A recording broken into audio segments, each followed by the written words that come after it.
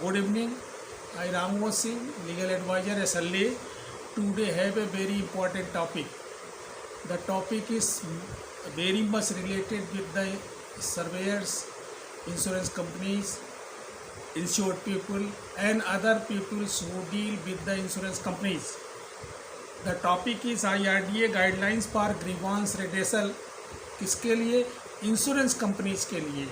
Insurance companies के लिए grievance रेडेसल के लिए क्या गाइडलाइंस है, उस पर आप समझने की कोशिश करते हैं।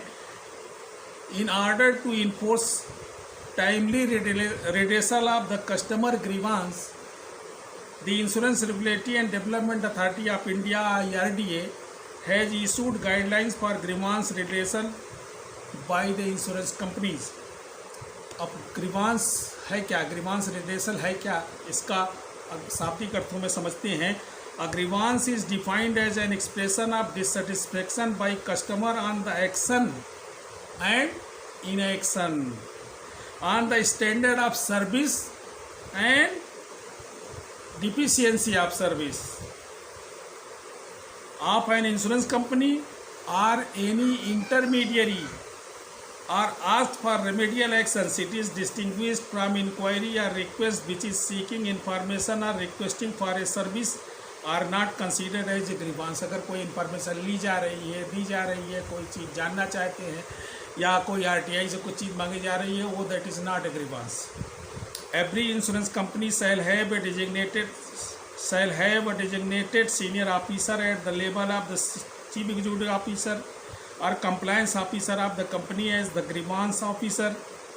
Further, every office of the insurer shall also have designated grievance officers for such office. उस ऑफिस के लिए grievance officer नियुक्त करते हैं और होते हैं, अभी भी हैं, प्राइवेट कंपनियों में हैं, गवर्नमेंट कंपनियों के लिए भी नॉमिनेट होते हैं। The process for handling a grievance is as follows. Every grievance shall be acknowledge within 3 working days of receipt of grievance. अगर कोई ग्रीवांस दिया है 3 दिनों के अंदर एक्नॉलेज होना है। और containing the name and designation of the person who will deal with the grievance, और उसका नाम भी देना है कि आपके ग्रीवांस को कौन सुनेगा, कौन देगा। ऐसा बनाया तो गया है नियम, लेकिन प्रैक्टिकली समझ में आता नहीं है। आप इंश्योरेंस कंपनियों से मत्ता फोड़ते रहिए, कुछ मिलता नहीं है। The grievance redressal procedure including the time taken for resolution of the dispute shall be mentioned in the acknowledgement. उस एक्नॉलेजमेंट में ये देंगे टाइम पीरियड, 1 हफ्ते का, 3 दिनों का, 5 दिनों का, जो भी है रेजोल्यूशन करके देंगे कि आपका रेजोल्यूट करेंगे। Normally a grievance shall be resolve with in 3 days, जो नॉर्मल कोर्स है इनका 3 दिनों का है। However, where it is not possible to resolve within 3 days, the insurer shall resolve the complaint within 2 weeks. अगर 3 दिनों में नहीं कर पाए तो 2 weeks मीन्स 10-15 दिनों में कंप्लीट करेंगे। And shall send a final letter of resolution, और रेजोल्यूशन का लेटर भेजेंगे, जैसा प्रैक्टिकली होता भी है, नहीं भी होता है। और ग्रीवांस को किस तरह से इंटरटेन करते हैं ये आप प्रैक्टिकली आप देखिएगा, काफ़ी कुछ इसमें लूपहोल्स है और ड्रॉबैक है। Where a complaint is rejected, the reason shall be clearly stated along with the records available if the customer is still dissatisfied. अगर कस्टमर डिससेटिस्फाइड है तो अगर आपने रिजेक्शन कर दिया, उसकी कंप्लेंट को रिजेक्शन कर दिया है और तब भी उसके बाद सेटिस्फाइड है, तो further if the insurer shall inform the customer that if the customer does not come back within 8 weeks from the date of providing resolution, the grievance shall be treated as closed. अगर वो 8 week का जो time दिया गया उस time के बीच में दोबारा नहीं वो प्रोसीड होता है और आगे नहीं जाता है, अपने ग्रीवांस पे कुछ भी वार्तालाप नहीं करता है, तो वो क्लोज किया जा सकता है। लेकिन where a complaint is rejected, the reason shall be clearly stated along with the records available if the customer is still dissatisfied.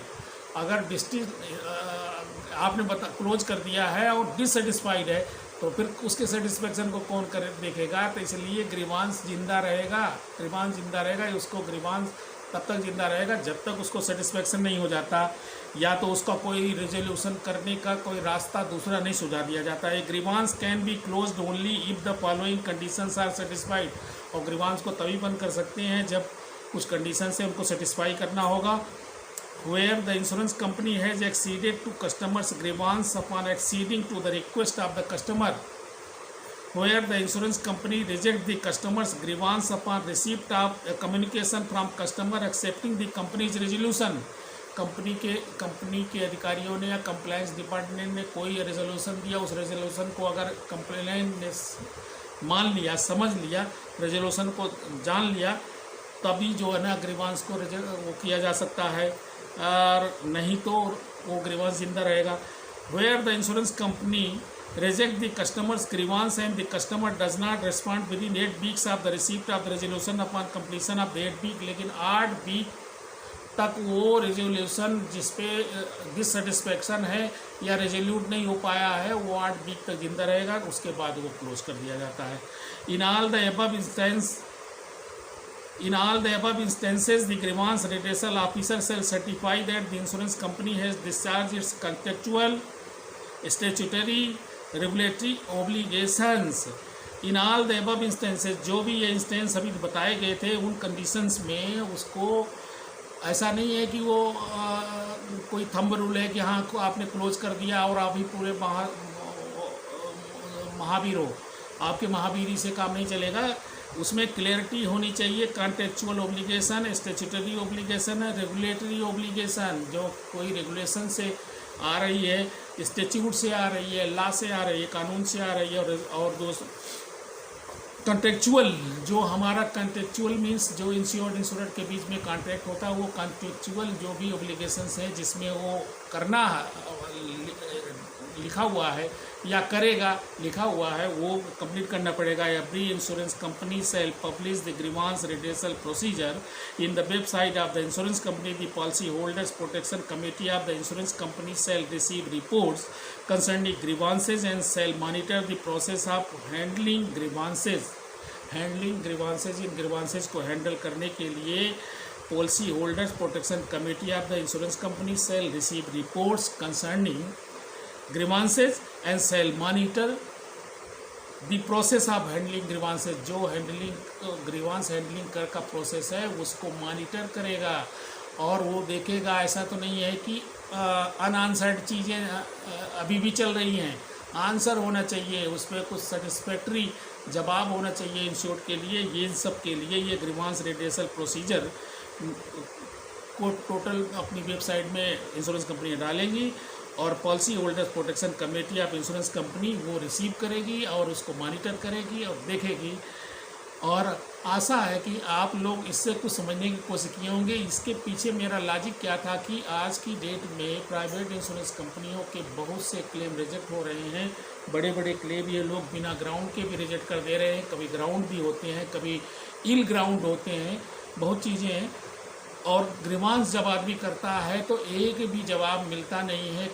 कई केस में हमने देखा है कि 15 लेटर भेजा, 15 कम्युनिकेशन किया, तो वो हर कम्युनिकेशन में वही कंप्यूटर से लिखा हुआ आ जाता है, we will take care your question या योर ग्रीवांस, बस, और कुछ नहीं आता।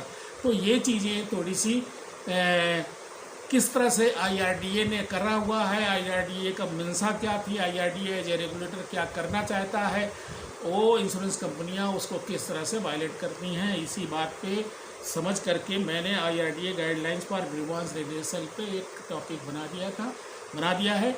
और आप लोगों को अच्छा लगे लाइक करें, सब्सक्राइब करें, शेयर करें, आगे बढ़ाएं। Thank you very much.